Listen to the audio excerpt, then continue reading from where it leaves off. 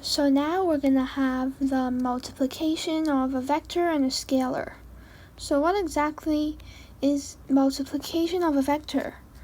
So we have a vector, let's say it's vector A, so I'm going to use blue. Vector A times, so let's say I want to multiply it by a scalar, which is vector, so no, not a vector, a scalar, a number. Let's say I want to multiply it by 2. So what does this exactly mean, multiplying my vector by 2? So let me just draw vector A first, so that it makes it easier to visualize. So vector A is going to be in the second quadrant. Let's say vector A looks like this. So it starts from the origin, and then it has a head here. So this point is going to be point 1, 2.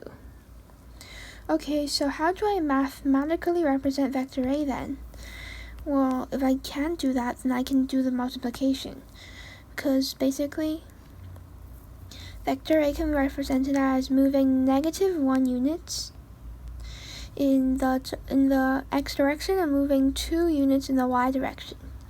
I want to multiply this by 2. So one way to think of it is that we want to multiply every number here in brackets by 2. So we want to multiply -1 by 2 and 1 by 2 by 2. So let's just do that. So if I chose to multiply -1, if I chose to multiply -1 by 2, which is -2, and 2 times 2, which is 4, this is my new vector. So how about if I draw it? So what happens when I draw this? So -2 is here, 4 is here. So this is the point we're talking about. So we're going to start from the origin, because then we've moved -2 units in the x direction and 4 units in the y direction. So that's our green vector. So as you can clearly see, the green vector kind of just scaled up by a factor of 2, right? Like, it's equal to the magnitude of 2 blue vectors. So that's what the times 2 does. It scales up the magnitude, not the direction, the magnitude of the vector. So why don't we just try another example now? So we have, so let's say we have, let's see, another color would be yellow, and if I just use that to represent vector B, or vector B. Okay, so and I multiply vector B by a number, which is essentially just, so vector B, what if I multiply vector B by 3? Then this will give me, so let's say vector B was equal to 3, or no, 2, -2. And I want to multiply this by 3. So how do I plot the vector to -2? So I go to the right 2 units, I go on the x direction 2 units, so 1, 2. I go down 2 units on the y direction, so that's -2. So my point will be here. So if I just drew the point, if I just drew the lines from the origin,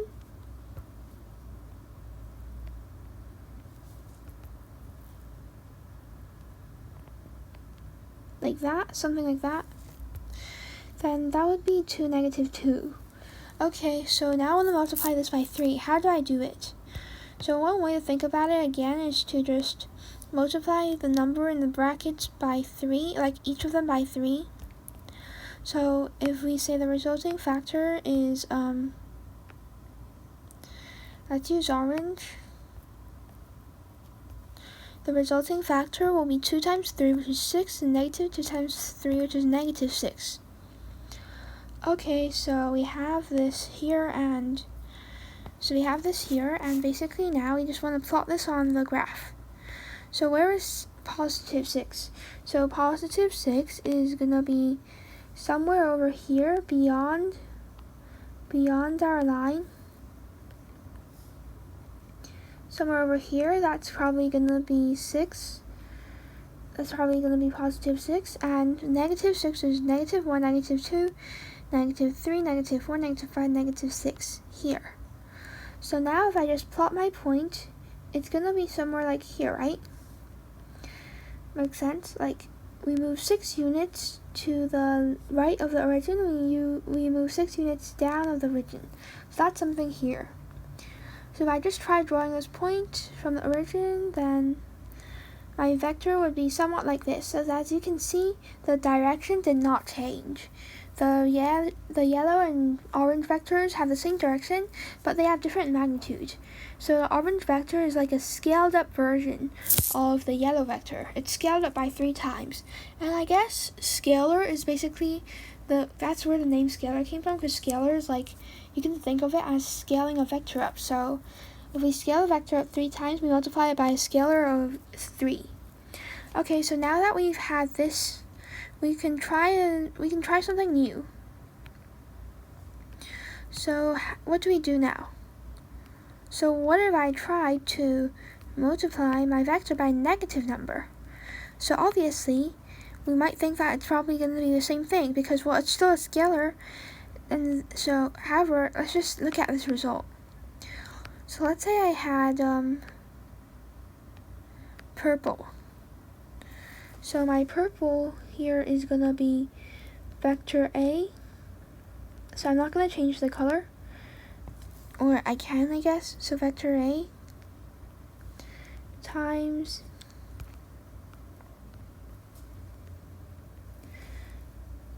a scalar, which is going to be, let's see. So my scalar is going to be negative 2. Okay, so I'm going to multiply this by negative 2. Now that is going to be equal to, let's say vector A was 3, or no. Let's say vector A is 2, negative 1. Okay, I want to multiply this by negative 2. So what do I do here? So if I just multiply the numbers inside, my brackets to be, so oops, I changed the color, but okay, it's fine. So I just multiply the number inside the brackets by negative 2 each. So negative 4, and we have negative 1 and negative 2, which is positive 2. So this is supposedly our answer. Okay, so it is our answer. Let's just plot the graph. So if we plot the graph, then we have, so negative 4 is, so we move 4 units to the left in the horizontal direction. That's negative 4. Positive 2 is over here. So positive 2 is over here.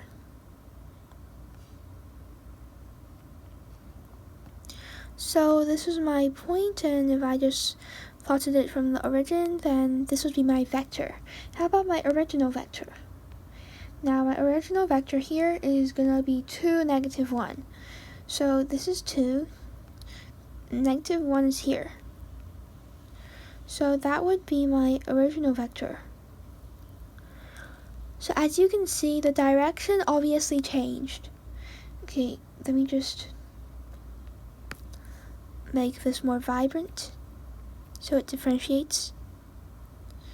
So obviously the direction changed, right? But by what did it change? How much did this thing rotate? Because right now it looks like that these two vectors are on one line like this, because if we have a line here that starts at negative 4 to 2 and ends at 2, negative 1, it actually passes through the origin. So that actually is a line. So if this is a line, this means, and the arrows are facing opposite directions of each other, this means that our negative sign, so if we multiply negative 1, so if we multiply by negative 1, this is the same as flipping. So this is the same as flipping the vector. or you can say rotating it by 180. Now we've multiplied it by -2, so you first flip the vector so that it looks like this. So that's the negative. Then there's a 2. So you scale the vector up by 2. So the resulting vector is this one here in bright purple. So let's try another example now, so that we get a better grasp of multiplying negative scalars. So let's say I have a light blue vector and this is vector B. So I want to multiply this by a scalar, which let's say is, so I want to multiply this by -2,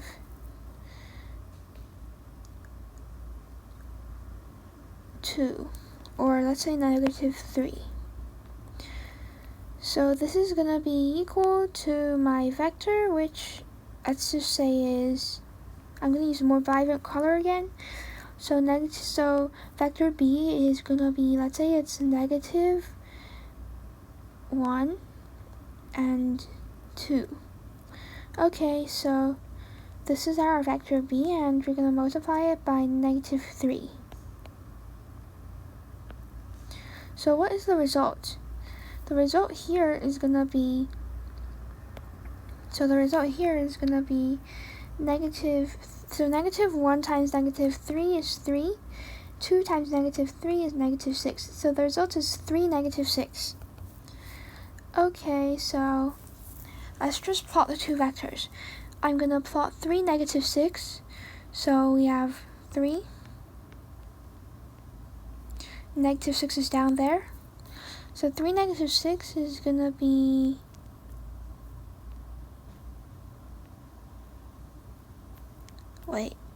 it's going to be this vector here, approximately.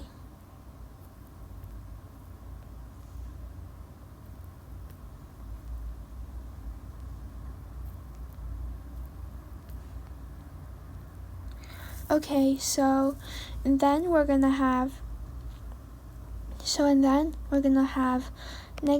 and 2. So where's -1 and 2 for our vector B? So for vector B, this vector is going to be at here, so that's -1. And -2 is up there. So this is our vector. So we've used the same example, but it's fine. So this is our vector here. And as you can see, these two vectors actually form the same line, and so we firstly flip this vector here. So we flip it 180, and this is what happens. So this is the resulting vector. And then we multiply it by 3 again, because we've got rid of the negative sign by flipping it. I multiply this vector by -3, so you extend it, you scale it up to a factor of 3. So you get the dark blue vector in return. So thanks for watching.